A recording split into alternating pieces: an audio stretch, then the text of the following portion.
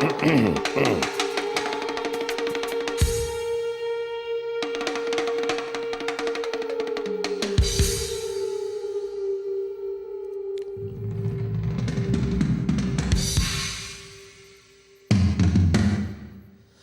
hay algo que siempre ha pagado muy caro la izquierda, ha sido la división. Y por eso, si hay algo que el poder siempre ha cuidado como la mejor de sus armas secretas, ha sido dividir a los adversarios de la izquierda. La división se construye de muchas maneras y parece que el poder tuviera para su uso exclusivo una universidad para licenciar en cómo quebrar la unidad de los izquierdistas. La división se alcanza de muchas maneras, por ejemplo, magnificando los errores de los gobiernos de cambio o de los líderes de la izquierda, convirtiendo en delitos de lesa humanidad cualquier nimiedad que puede explotarse en esa dirección. Al final resulta que comprarse una vivienda se convierte en un delito a la altura de robarse el dinero, no sé, de la cooperación en el terremoto de Haití, o a la altura de pagar los sobresueldos del partido con sobres de dinero B obtenido de ofrecer pública amañada, o financiarte con corrupción para ir dopado a las elecciones. La división se construye también inventando mentiras para quebrar a los líderes, generando dudas entre la militancia y brindando armas también para los que quieran utilizar esas mentiras en el debate interno, que siempre tiene una formación política, ahí a pelearse entre ellos. La división se construye también financiando partidos que parecen antisistema, pero que nacen de las entrañas del sistema y que arrastran a una parte del voto indignado, pero moderado. Son los insiders que parecen outsiders. La más repetida de las divisiones es la que busca lograr una escisión dentro de un grupo guerrillero, de un partido, de una célula, de una sección sindical. Muchas veces se logra con dinero. Nadie resiste 3 escopetazos de $50.000, decía un presidente latinoamericano. Las escisiones se compran también con promesas de bienestar y de cuidado por parte de los millonarios, pero también con amenazas, con dosieres, con vídeos esnifando cocaína o teniendo sexo con prostitutas, con amantes o con un marine fornido. También con castigos a familiares o orquestando campañas en prensa que buscan disciplinar a los líderes disidentes. Las escisiones en la izquierda también se logran convenciendo al número 2 para que traicione al número 1. Es un clásico de los manuales de contrainsurgencia norteamericanos. ¿Quién mejor por su cercanía que el lugarteniente para debilitar a la persona a la que debiera cuidar? Para comprar esa deslealtad no hace falta siempre dinero.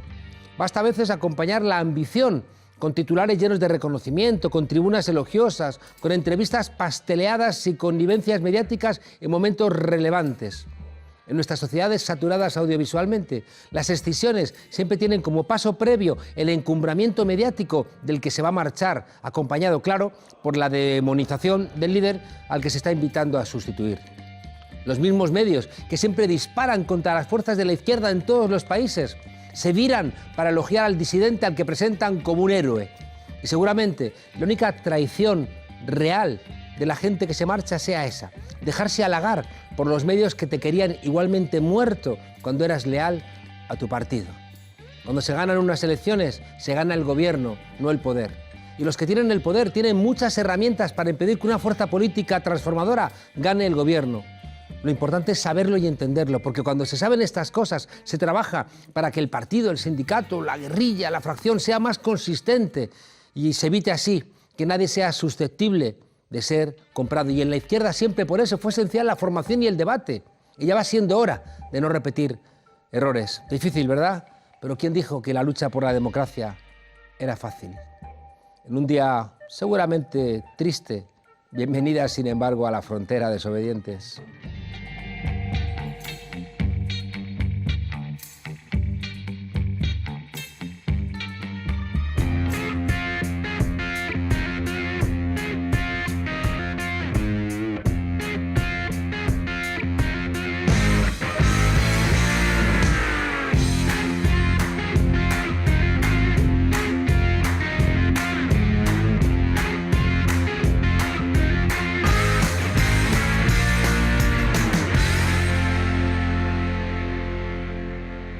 Para no dejar en manos de la ultraderecha española la estabilidad de gobiernos municipales y de gobiernos autonómicos.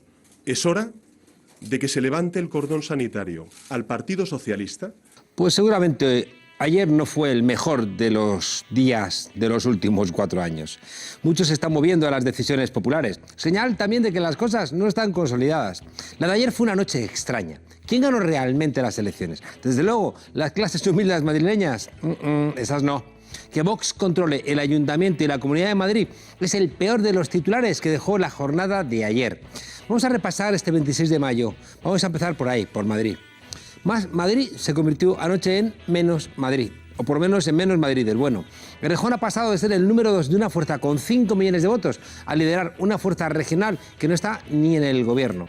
Su espantada de Podemos para no presentarse bajo estas siglas a la Comunidad de Madrid, a la presidencia, ha generado como resultado la subida del PSOE en el conjunto del Estado y la recuperación de Madrid para la derecha. ¿Quién ha manejado los hilos para que ese haya sido el resultado? Nadie tenía derecho a desperdiciar tanta ilusión como la que se generó hace 4 años. El porcentaje de votos de Errejón y de Podemos y el número de escaños han sido exactamente los mismos que en 2015. ¿Y entonces para qué ese viaje?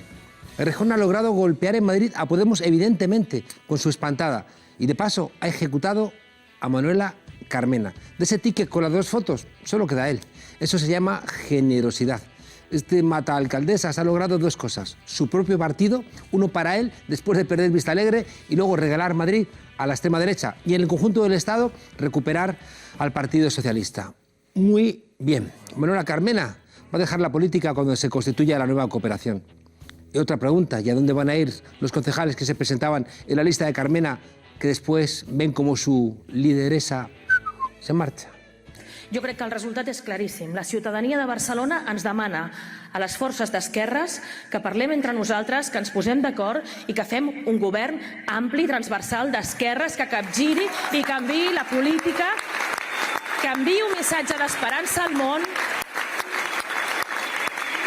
Cojamos el puente aéreo y volamos a Barcelona. 5.000 votos dejan a Colau por detrás de Maragall. Pero el mensaje no deja de ser claro. La gente ha votado izquierda. ¿Abandonará Esquerra Republicana de Cataluña a sus hasta ahora socios independentistas por una alianza más amplia y de izquierda con los comunes y el PSC? Eso puede ser el comienzo de la solución del conflicto catalán. El entendimiento es difícil, pero no es imposible. Barcelona es una ciudad despreciada por el pujolismo por su condición plural.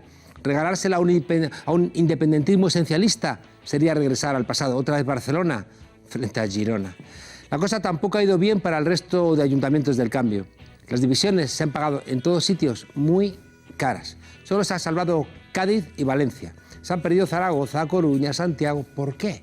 Pues por la misma causa que en Madrid, la división que genera desmovilización, las luchas intestinas, las ambiciones de unos, las tradiciones de otros, el mal endémico de la izquierda española. Eso sí, siempre alimentado por las cloacas insertadas en los medios de comunicación que van a dar siempre eco a los que dividan, a los que rompan, a los que impidan la posibilidad de construir un cemento dentro de toda la izquierda.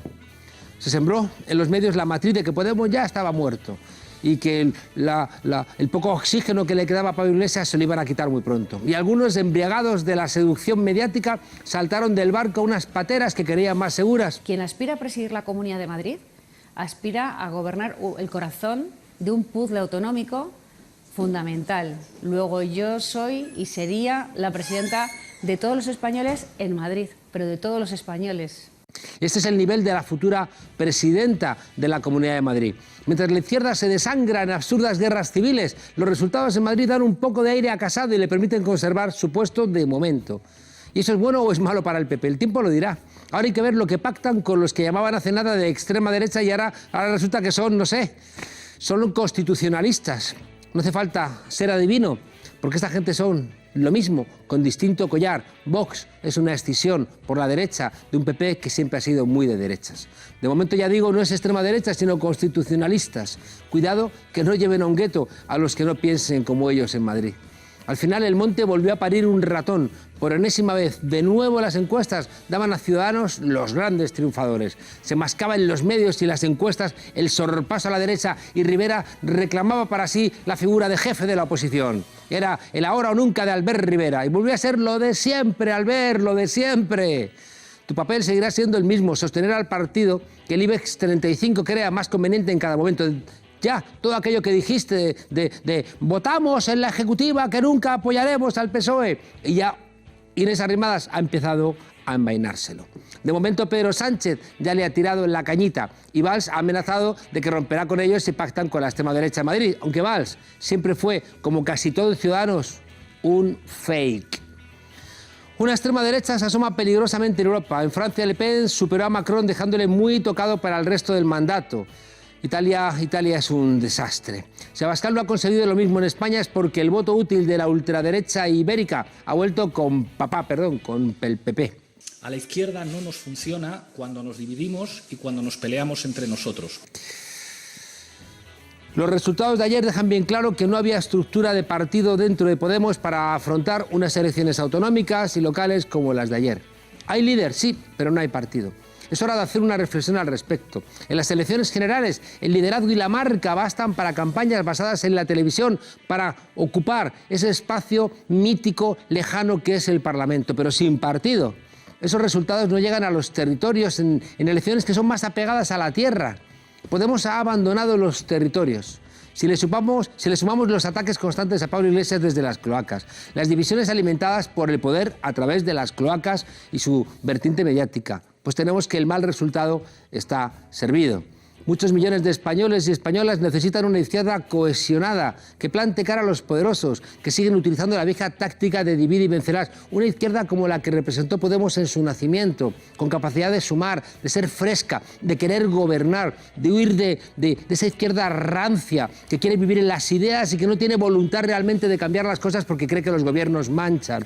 Podemos nació con la voluntad de entrar en los gobiernos, de mancharse las manos, pero también de cambiar la vida. La gente se acercó a eso con los 900 euros, pero es verdad que Podemos tiene 3,7 millones de votos y es necesario para un gobierno útil que frene a la derecha y también, cuidado, para hacer políticas de izquierdas. Cumplió su palabra cuando se Rajoy, falta ahora todo lo demás. Las matemáticas dicen que fue el partido más votado. Aunque en sistemas parlamentarios eso no basta. Solo hizo falta ver la cara de Pedro Sánchez cuando salió a dar su opinión sobre la jornada electoral.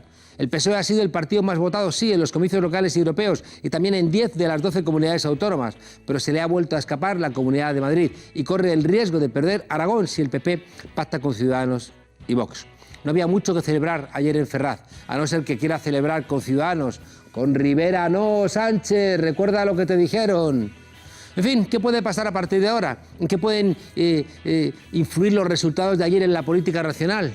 ¿Qué hará Pedro Sánchez? ¿Qué hará Pablo Iglesias? ¿Hacia dónde girará la veleta de Ciudadanos? Pablo Iglesias ha recordado que son indispensables para gobernar y también para que no vinieran, ¿no?, a eternizarse en la política. Tenemos que el PSOE en la Moncloa, el PNV controlando Euskadi, la derecha dueña y señora en Madrid. Bueno, no ha sido, como decía, la mejor jornada para la izquierda. Podemos logró algo, que fue podemizar al Partido Socialista, y por eso ha sido la única socialdemocracia realmente triunfadora de Europa. Si hubiera ganado en aquella lucha con Sánchez, Susana Díaz, hoy el PSOE tendría el mismo resultado que el que ha tenido el SPD en Alemania.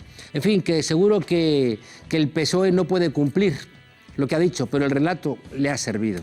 ¿Cumpliría si gobernase con fuerzas realmente comprometidas con la izquierda? Ya veremos. La amenaza de Vox ha determinado mucho voto hacia el PSOE.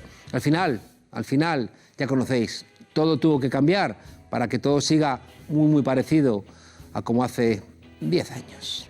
Créeme, tío. Si no intervenimos, proclamarán la República en un abrir y cerrar de ojos. Si queremos que todo quede como está, es preciso que cambie todo. Vamos a empezar a repasar la geografía. ¿La geografía es eso de las cuentas? ¿Cuáles han sido los pueblos que han invadido España? ¡Ay! ¡Ay! ¡No me diga que han invadido España, señorita! Es en la antigüedad. ¡Ay, no me pegue esos sustos! ¡Se muera mi papá! Los sustos que me pega, dice, han invadido España, dice el payo. Día complicado de análisis porque en las encrucijadas un mal paso te lleva muy lejos del camino hacia el que marchabas. Y para eso nos acompaña hoy una de las mujeres seguramente más sutiles a la hora de respirar el trasiego de la política de nuestro país.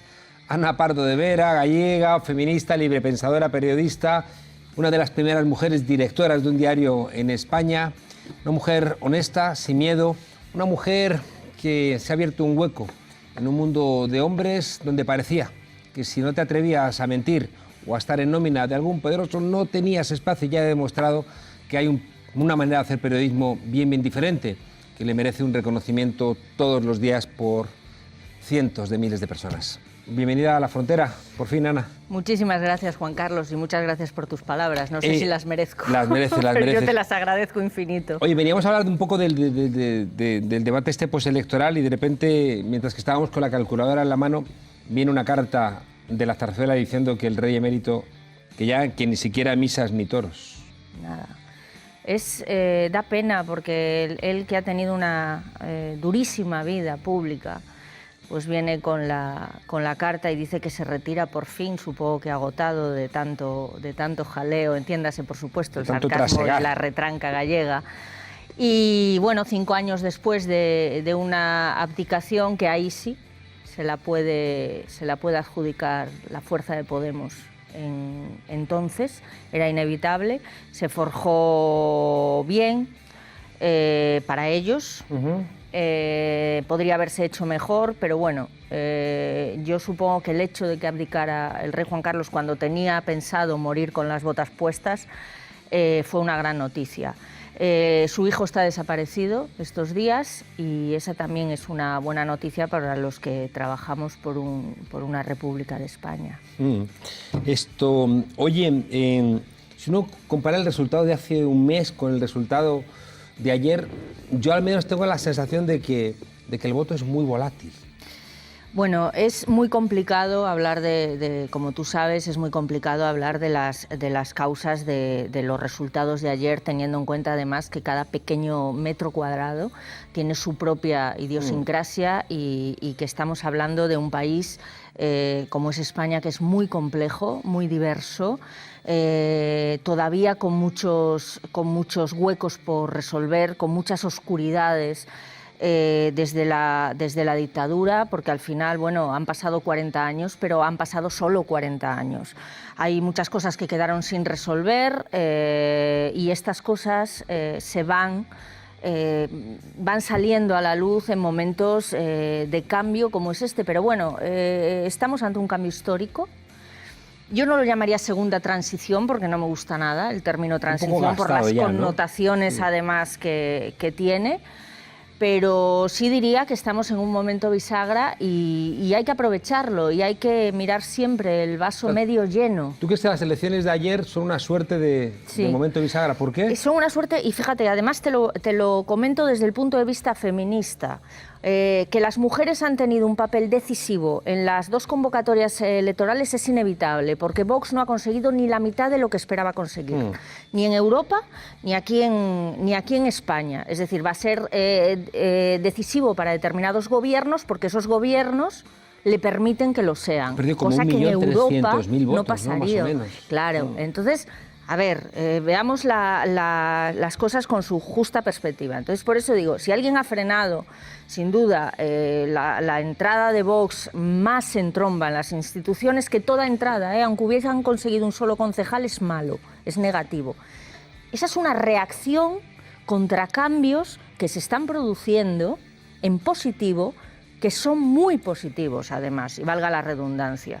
La entrada de Vox, la salida de la ultraderecha, el desacomplejamiento, válgame el término, de la derecha del PP, este giro, viraje, aunque ellos sean unos veletas de Ciudadanos hacia un nacionalismo español rancio y castizo, todo esto es una reacción a movimientos progresistas, como son el republicanismo, no en el sentido de la Tercera República, continuación de la Segunda República, no, el republicanismo con sus valores, el republicanismo con sus bases, la nueva concepción de romper con un régimen del 78 que en su momento, en la transición, probablemente se hizo lo que se pudo, aunque yo creo que se habría podido hacer más, pero bueno, se hizo lo que se pudo, había que salir de una dictadura a una democracia, eso son palabras mayores, pero ahora lo queremos todo, queremos una democracia plena, y claro, la reacción es fortísima, es que estamos hablando de un Estado con pilares absolutamente sólidos, empezando por el pilar principal con el que empezábamos la conversación,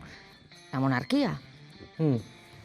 Entonces hay que mirarlo desde ese punto de vista. Es una reacción lógica a un movimiento de influencia progresista, de movimiento de futuro, que quiere un país diferente, una democracia plena y sobre todo igualitaria, con la que tenemos que combatir. Y los cambios, lo hemos visto desde el 15M, no son tan rápidos. Esta es una sociedad muy complicada. En nuestro país los empresarios le regalaban al rey Juan Carlos un yate. Yo creo que el rey, en un gesto de honradez, para avisarnos, llamó al yate bribón, que era una manera de...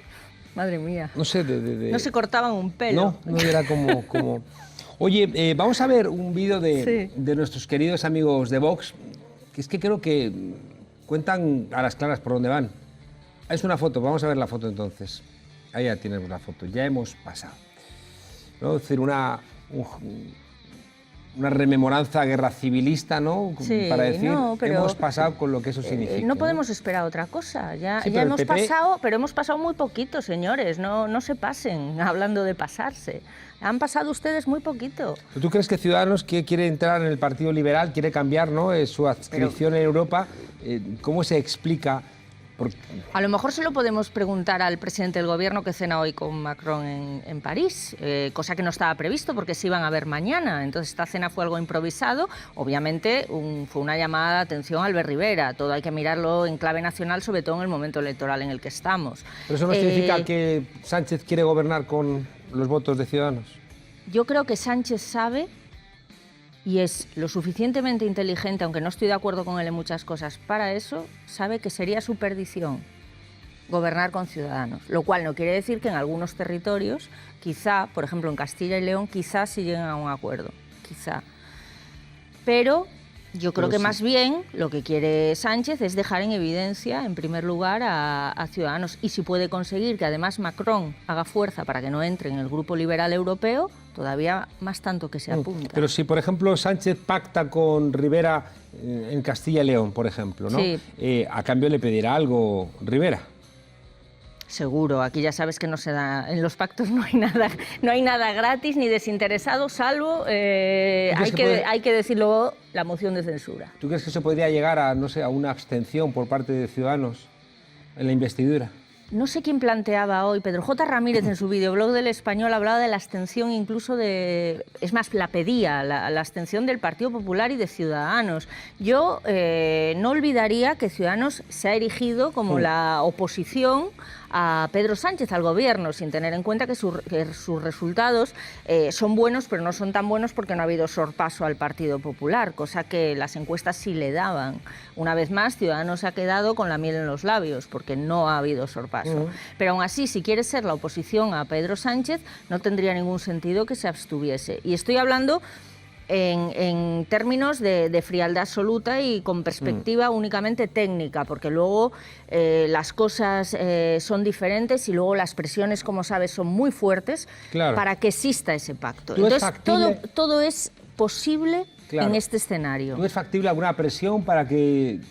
¿Ya las hay? Pero un paso más. Para que dimitiera Rivera, fuera sustituido por Inés Arrimadas, que ya esta mañana ha dicho que no hay líneas rojas, y eso permitiera hay un comité. Ese pacto, ¿no?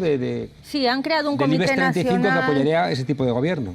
Sí, lo que pasa es que hay un comité nacional que han creado y que se reúne mañana para pactos. Pero bueno, yo creo que se crea más para el ámbito territorial, no para el gobierno central. En todo caso, Albert Rivera no va a dimitir. No va a dimitir.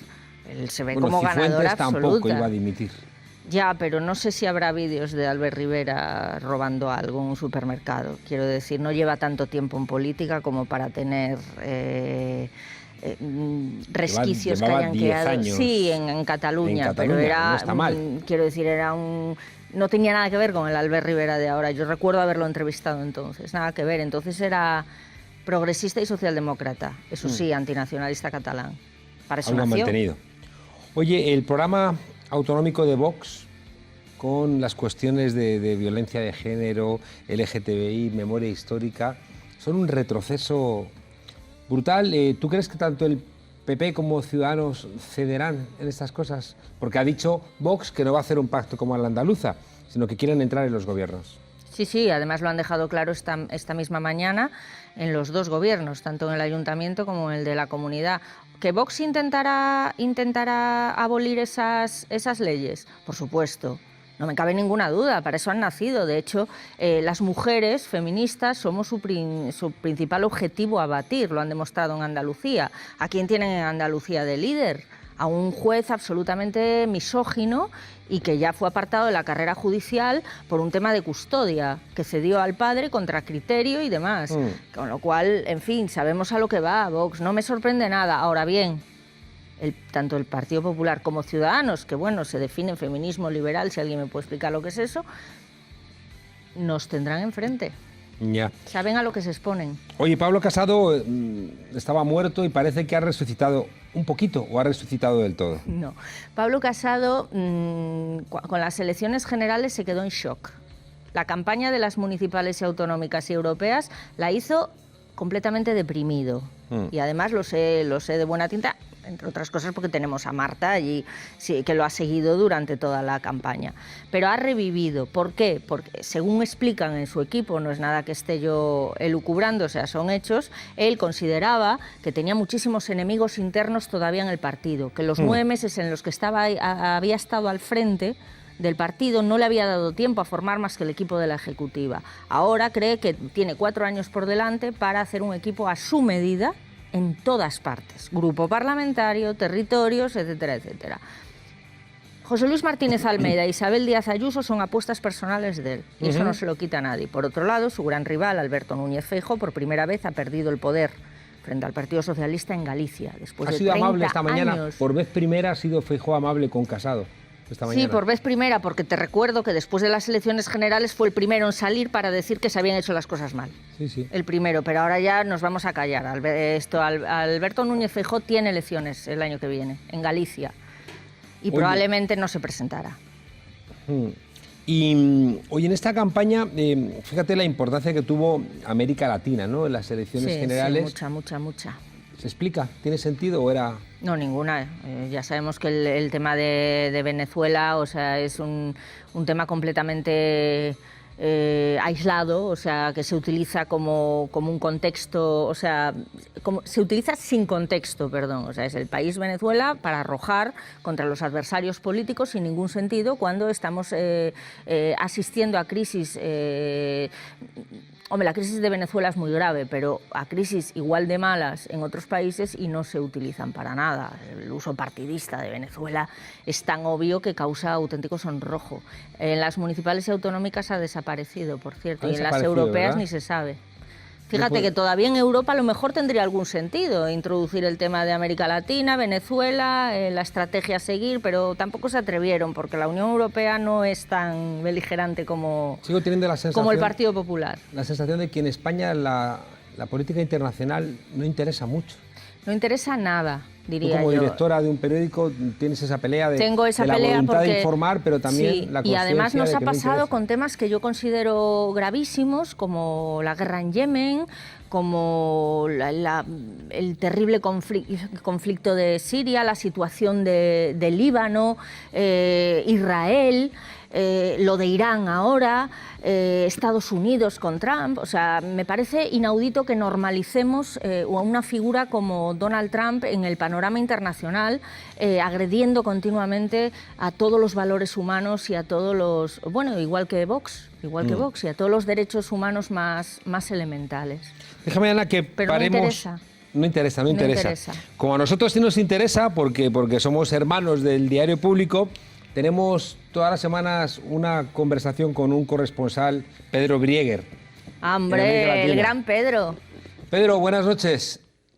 Buenas noches, un gusto estar contigo, Juan Carlos, y con Ana, por supuesto, Ana Pardo, la directora de Público. Un beso, Pedro. Un beso para ustedes. Es interesante que ustedes dicen que en el Reino de España no hay mucha información internacional y, sin embargo, nosotros desde América Latina consideramos que aquí hay poca información internacional y que en España o en Europa sí hay mucha información internacional. Bueno, algunos diarios, o sea, los diarios seguramente informan, ¿no? A ver, pero otra cosa es que luego la gente lo lea. Sí, a eso me refería. Quiero decir, nosotros estamos pendientes y lo sabes, Pedro, porque además incluimos a Nodal, incluimos a medios como Página 12 también, La Jornada en México, pero yo me refiero luego a las audiencias. Efectivamente, tú ves que las noticias, muchas veces el esfuerzo de informar y de analizar la política internacional, que es mucho más complicada, porque hay que analizarla con las perspectivas de allí, nunca con la de aquí, porque entonces es cuando fracasamos. Ves que no se recoge en audiencias, y eso es lo frustrante, pero hay que seguir haciéndolo. Obviamente es una responsabilidad pública. Pedro, ¿cómo se ven los resultados que ha habido en las elecciones desde el otro lado?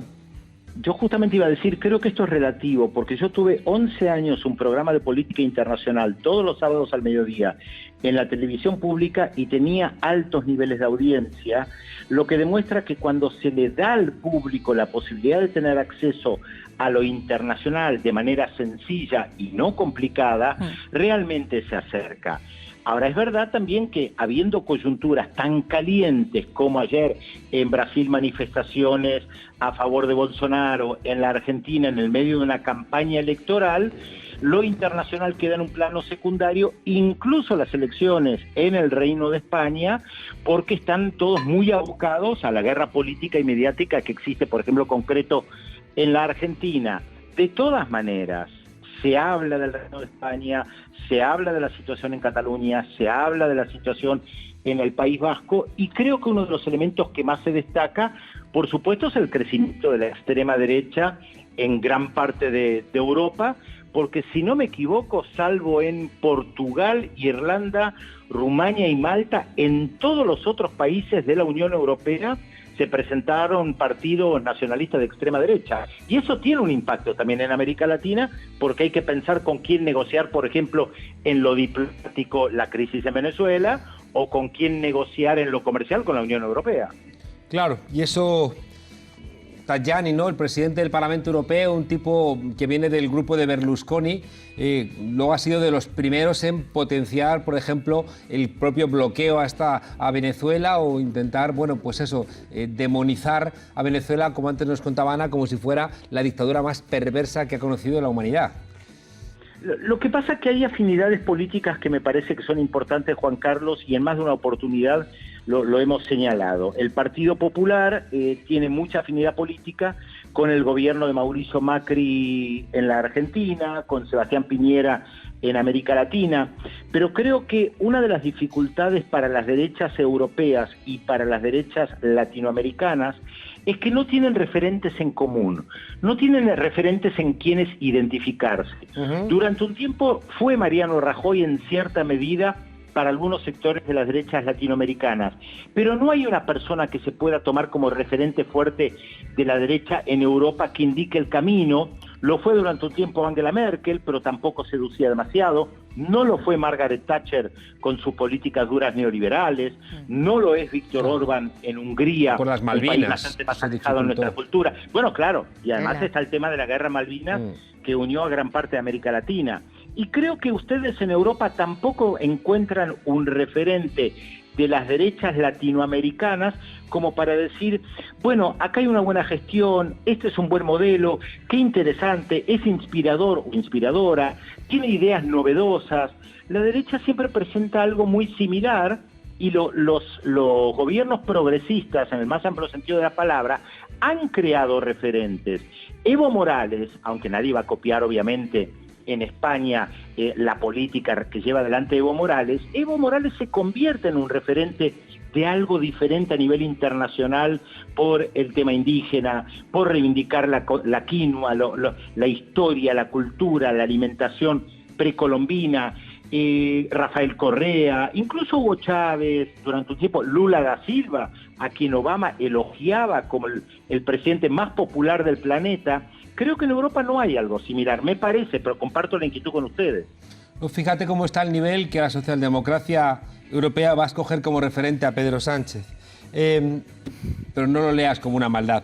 Pedro, no, por supuesto, por supuesto. Para despedirnos, hay un problema en Brasil en concreto con este auge de la extrema derecha, con protestas en la calle. ¿Se puede hablar de una internacional de la extrema derecha entre América Latina Estados Unidos, Bannon y Europa? Creo que es incipiente. Creo que Steve Bannon, asesor en las sombras o no tan en las sombras de Donald Trump, lo está intentando.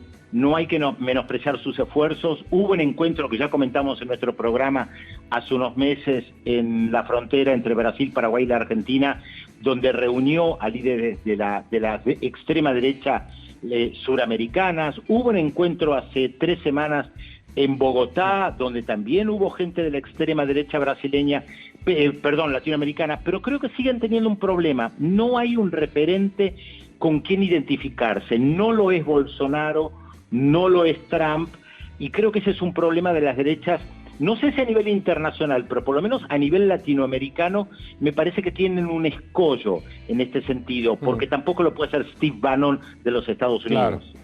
Bueno, Pedro, muchísimas gracias. Lamento que no te hayamos dado nosotros hoy una buena noticia. En fin, haremos lo posible para la semana que viene intentar, bueno, que el intercambio sea un poco más optimista. Hay que tener paciencia. No se olviden de lo que decía Mao Zedong cuando una vez Santiago Carrillo, vuestro Santiago Carrillo, le preguntó cuánto tiempo más iba a gobernar la burguesía y él dijo que creía que 10.000 años, no mucho más. Así que hay que tener paciencia, Ana y Juan Carlos. Esos tiempos chinos tan pausados y tan calmos. Gracias, Pedro Breguer, un abrazo, buenas tardes. Un abrazo para ustedes. Ana, te hablabas de un cambio de ciclo. El cambio de ciclo tiene que ver seguramente con el 15M, tiene que ver con la irrupción de Podemos, tiene que ver con la ruptura del bipartidismo, pero está muchos autores señalando que hay un regreso del bipartidismo. Es verdad que hay 3 partidos que han tenido un mal resultado, sobre todo respecto de sus expectativas, que han sido Ciudadanos, Vox y Podemos. Y los 3 tienen un problema similar, y es que los 3 carecen de estructura territorial. Es decir, los 3 no tienen partido en el conjunto de España, y eso ha vuelto a reforzar al bipartidismo. ¿Puedes afirmar con tanta rotundidad que estamos en ese momento bisagra? Solo hay que mirar a Europa. No. En absoluto. Es verdad que la socialdemocracia y los conservadores salvaron los muebles, pero la irrupción de los verdes liberales y la muy preocupante irrupción de la ultraderecha demuestran que no existe una vuelta al bipartidismo, pero que las piezas tienen que ir encajándose, que es muy complicado establecer estructuras territoriales y probablemente debido a la urgencia del cambio histórico y de dar respuesta a cada uno a la suya, las cosas empezaron por el tejado. Y en lugar de esa implantación territorial que tanto Partido Socialista como Partido Popular, entonces Alianza Popular, empezaron ya desde la transición, por cierto, Alianza Popular en Galicia, empezó la corrupción al mismo tiempo que sus estructuras territoriales, como se ve también en Fariña, esa gran obra de Nacho Carretero. Pues efectivamente las estructuras territoriales, al empezar la casa por el tejado, se hace muy complicado, pero de verdad, hay 4 años por delante que se tienen que repensar muchas cosas, que se tiene que acabar con la falta de unidad de la izquierda, que ha hecho muchísimo daño y que ha dolido a muchísimos votantes. Y a partir de ahí empezar otra vez, no diré empezar de cero porque hay muchas cosas construidas y muchas cosas avanzadas, y vuelvo otra vez, aún a riesgo de ser pesada, a decir que el movimiento feminista es una de ellas y pertenece a la izquierda, por más que se hable de feminismo liberal, muy mal hablado además. Hay muchas cosas hechas y ahora hay que tomárselo, hay 4 años, insisto, por delante, y hay que tomárselo con calma, buena letra, y quizá va a haber que hacer algunas reconciliaciones en determinados sectores. Yo, si llego con mi hijo a casa de los vecinos para dejarles al cuidado unas horas y me encuentro a los vecinos tirándose los trastos a la cabeza, me vuelvo con mi hijo a casa. No vamos a dejar el gobierno en aquellos que se están tirando los trastos a la cabeza. Pedro Sánchez supo entenderlo con el tema de sus varones. Pedro Sánchez, eso sí supo verlo. Inmediatamente cerró filas y callaron todos. Mira qué bien les ha ido. A veces hay que mirar las cosas desde muchísima distancia. desde muchísima distancia y pensar en frío y decir, mira, a lo mejor ahora no me conviene dar este golpe, o a lo mejor ahora este ha sido un completo desleal, esto ha sido una completa chapuza, no se pueden, estas traiciones son inauditas. Critiqué mucho el movimiento de Carmena y Errejón, las formas fueron nefastas, pero a lo mejor se podría haber hecho de otra forma. Y después ya hablaremos. Pues Podemos hizo algo que creo que es inédito. No conocemos a ningún partido de ámbito estatal que renuncie a presentarse en la capital, porque se presentaba Manuela Carmena. Sí. O sea que suele... Pero a lo mejor había que haberse presentado. Lo que Bueno. pasa es que era todo muy precipitado, yo lo entiendo. Quiero decir, las cosas no son blancas o negras. Entonces, ¿qué hacías? Si no te presentabas contra Carmena, entonces, ¿es que estabas apoyando a Carmena? No, hombre, porque todo el mundo sabía lo que había pasado. Es que la gente lo estaba viendo. Es muy difícil Carmena colocar- había arremetido contra Podemos, lo había expulsado previamente. Eso también tiene que hacérselo mirar. También quizá calculó mal sus posibilidades. ¿Qué es eso de expulsar a Podemos? Es verdad que hubo diferencias en el Ayuntamiento de Madrid, pero todo eso se subsana hablando, poniendo otras personas, lo que sea, llegando a acuerdos, con perspectiva, con frialdad y consiguiendo llevar una lista unitaria. Carmena La gente está convenció- pidiendo unidad. ¿Carmena convenció a Errejón o Errejón convenció a Carmena? Yo creo que Carmena convenció a Errejón. A lo mejor no lo convenció, a lo mejor fue como cuando Rubalcaba se presentó en lugar de Zapatero. Es que me vinieron a buscar, cuando él había muñido todo desde el gobierno. Planteas la posibilidad de Sánchez de buscar un entendimiento con los varones, pero es verdad que en ese momento había consolidado su poder. En cambio, cuando intentó otro tipo de cuestiones, cuando no tenía el poder consolidado, le cortaron la cabeza. Absolutamente.